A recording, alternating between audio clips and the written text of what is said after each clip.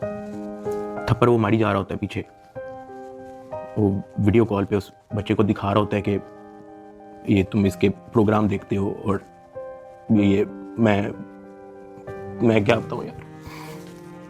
खैर मैं तब बड़ा हेल्पलेस होता हूँ, मैं समझ नहीं आती कि मैं क्या करूँ और किस तरह इससे निकलूँ, मैंने क्या किया ऐसा। खैर वो सरफराज चौधरी कहता है कि इसको ले जाओ, इसकी तरीके से तफ्तीश करो। जबकि मैं डे 1 को आया हूँ, मैं सब कुछ मोबाइल का पासवर्ड, मैंने लैपटॉप के पासवर्ड, मैंने जीमेल के पासवर्ड, मैंने एक चीज़ नहीं छोड़ी। मुझे आज जितने ऑफिसर्स थे वहाँ पे, मुझे एक ऑफिसर आके दिखा दे, बता दे कि डक्की भाई ने हमें ये चीज़ नहीं थी दी, इसलिए हमने मारा है। वो तफ्तीश के अंदर इस जगह कोऑपरेट नहीं था कर रहा, इसलिए हमने मारा है। मुझे एक बंदा आके दिखा दे यार। मेरा 23 दिन का रिमांड लिया मैंने, पहले 23 मिनट के अंदर उनको सब कुछ दिया। मुझे ऊपर ले गए, मेरे से एक बंदा मिलने आया हुआ था, जावा फूड्स, मेरा एक जाने वाला है जिसने हमारे घर में, जब हमारे घर में दावत थी तो उसकी केटरिंग की थी। अब क्योंकि मुझे फ्रेश मार के ऊपर लेके गए थे, मेरी आंखों में आंसू थे, तो वो जब मिलने आया हुआ था वो अचानक अपनी सीट से खड़ा हुआ और उसने मेरी तरफ देखा कि क्या हुआ है। मैंने कहा कि यार मैं इनके साथ पूरी तरह कोऑपरेट कर रहा हूँ, वो फिर भी मुझे मारी जा रहे हैं, मुझे माँ बहन की गालियाँ दे रहे हैं। तो अगर आपकी यहाँ पे किसी ऑफिसर से बातचीत है, आप उनसे काइंडली रिक्वेस्ट करें कि यार मुझे मारे कम, या मुझे तब मारे जब मैं आपको कुछ छुपा रहा हूँ या आपको कुछ गलत बता रहा हूँ, तब मार लें, लेकिन मुझे मारे कम। वो बड़ा परेशान हुआ, वो बाहर चला गया, कुछ खाने को मेरे लिए लेके आया था, पिज़्ज़ाज़ या कोई बर्गर लेके आया था। बाहर जाके मुझे नहीं पता कि उनके जानने वाले थे जुनैद सलीम जो एंकर हैं, उन्होंने कहीं उनको बात बता दी। जुनैद सलीम साहब ने जो है वो अपने पॉडकास्ट के अंदर इसका जिक्र कर दिया कि मेरा एक जानने वाला वहाँ पे गया तो डक्की भाई इस हालत में था। तो जुनैद सलीम साहब ने जो है वो इस चीज़ का पॉडकास्ट दे दिया। ज़ेरे हिरासत जब डक्की भाई थे तो कुछ लोग उनसे मिलने गए, तो उन्होंने कहा कि आप पिज़्ज़ा खाएंगे, तो डक्की भाई जवाब में उनके पाँव पड़ गया जो उनसे मिलने आए थे, और बिलक बिलक के रोने लगा और कहने लगा पिज़्ज़ा को छोड़े, उनसे कहे मुझे मारें कम। ये नहीं कहा कि मुझे ना मारें, मगर मुझे मारें कम, बहुत मार रहे हैं। जो फिर मेरे लिए अंदर प्रॉब्लम हुई, मुझे फिर इस बात पे डांट पड़ी कि मैं आगे बात आउट कर रहा हूँ। खैर मैंने फिर डिसाइड किया कि मैंने अब बोलना ही नहीं, मुझे जितना मर्जी मारे, मैंने किसी को नहीं बताना। मुझे हवालात में वापस बंद कर दिया इन्होंने। थप्पड़ किसने मारा था? थप्पड़ वो एलकारो ने मारा था।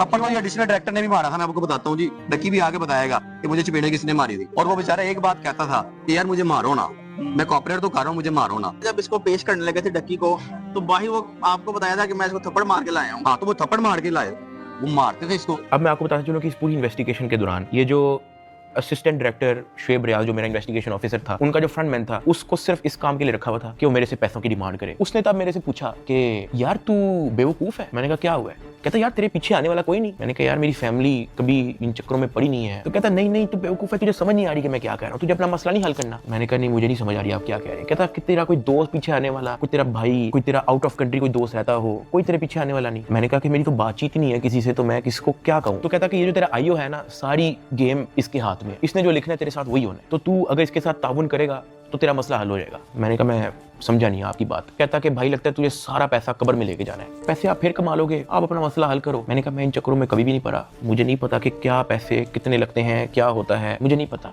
आप मुझे बताओ आप कहना क्या चाह रहे हो। कहता कि तेरा जो मसला है ना वो 7-8 के अंदर हल हो जाएगा। पहले मुझे लगा कि कोई 7-8 लाख की बात कर रहा है कि कोई 7-8 लाख के अंदर मेरा मसला हल हो जाएगा। मैंने कहा 7-8 लाख? कहता नहीं तू लाखों में ही रही। मैंने कहा 7-8 करोड़? कहता तो और। मैंने कहा इतने तो मेरे पास है ही नहीं, मेरे रिसेंटली कुछ बहुत ज़्यादा खर्चे हुए हैं, मैंने आगे भी बहुत सारी मेरी स्पेंडिंग है, मेरे 100 और काम है, मेरे पास नहीं है। कहता बस फिर तो इधर ही पड़ा रहा है। मुझे वहाँ से आइडिया हो गया कि इस बंदे का काम सिर्फ और सिर्फ मेरे से पैसे मांगना है। जब मैं एनसीसीआई की कस्टडी में था, आप लोगों ने शायद 3,26,000 USDT की बात एडिशनल डायरेक्टर के पॉडकास्ट में सुनी होगी। 3,20-25,000 USDT वो इसके डिजिटल वॉलेट में से हमने अनर्थ करके कोर्ट ऑफ लॉ में सबमिट कर दिए। हमने इसके डिजिटल वॉलेट में से वो अपने वॉलेट में जो सरकार का होता है उसमें अनर्थ करके प्रॉपर उसको फर्द मकबूजगी बनाकर कर दिया। ये बहुत बड़ी अचीवमेंट है। उन्होंने दर्जनों पॉडकास्ट देके ये बताया कि 3,26,000 USDT जो है वो हमने इससे बरामद कर लिए हैं। मैं आपको उसकी असर स्टोरी बताता हूँ कि वो क्या है। हवाला से मुझे इन्वेस्टिगेशन के लिए लेके जाते हैं, कोई शाम के 7 बजे के करीब। आइयो मुझे कहता है कि अपना बाइनेंस का अकाउंट खोल। मैं अकाउंट खोल देता हूँ। मेरे अकाउंट के अंदर कुछ ट्रेड चल रही होती है जो मेरी सारी लॉस पे गई होती है, क्योंकि उस दौरान बिटकॉइन नीचे गया हुआ था। वो सारी ट्रेड मेरी लॉस में क्लोज करता है, मेरी फ्यूचर्स की ट्रेड सारी लॉस में क्लोज करता है, मेरा पर्सनल नुकसान करता है। सारे टोकन जो मेरे पास डॉज, बिटकॉइन, इथीरियम, मेरे पास दर्जनों टोकन और पड़े हुए थे, वो सारे क्लोज करके उसको यूएसडीटी में खुद कन्वर्ट करता है और वो कहता है कि ये यूएसडीटी ट्रांसफर कर। मैंने कहा सर इसकी क्या वजह है, आपने मेरा पर्सनल लॉस भी कर दिया है। कहता है कि तुझे अपना मसला हल करना है या नहीं करना। मैंने कहा कि सर लेकिन ये 3,26,000 यूएसडीटी आपने ट्रांसफर क्यों करना है? जो भी आपकी इन्वेस्टिगेशन है आपके सामने, अकाउंट मैंने आपको दे दिया, उसका जीमेल मैंने आपको दे दिया, पासवर्ड मैंने आपको दे दिया, आपने ट्रांसफर इसको क्यों करना है? कहता है तुझे जितना कह रहे हैं उतना कर। मेरी 15 मिनट उनके साथ बहस चलती रही कि सर ये पैसे ज्यादा हैं, मुझे आप थोड़ी सी इसकी एक्सप्लेनेशन दे दें ताकि मैं मेंटली रिलैक्स रहूं, मुझे थोड़ा सा बता दें कि ये ट्रांसफर आपके पास क्यों करना है। वो मुझे आगे से ये कहता था कि यार लगता है तुझे अपना मसला हल करने का शौक नहीं है। बीच में उसने मुझे बहाने लगाने शुरू कर दिया, यार क्योंकि तू हमारी कस्टडी में है कि तेरा अकाउंट कहीं हैक ना हो जाए, जब तू यहाँ से फारिग होगा तू मुझे बता दी, मैं तुझे सेंड कर दूंगा। आईओ ने मुझे इस तरह की कहानी सुनाई शुरू कर दी। उसने मुझे एक अपना वॉलेट एड्रेस दिया, उसने कहा कि ये सारे पैसे इस पे ट्रांसफर कर। इसने मेरे से जबरदस्ती मेरा फेस आईडी, मेरा ऑथेंटिकेटर सारा लगा के इसने मेरे से जबरदस्ती 3,26,000 यूएसडीटी, जिसकी पीकेआर के अंदर वैल्यू बनती है 9 करोड़ पाकिस्तानी रुपया। अब जिस अकाउंट में उसने ट्रांसफर किया, क्या वो एफआईए का अकाउंट था? नहीं। क्या वो एनसीसीआईए का अकाउंट था? नहीं।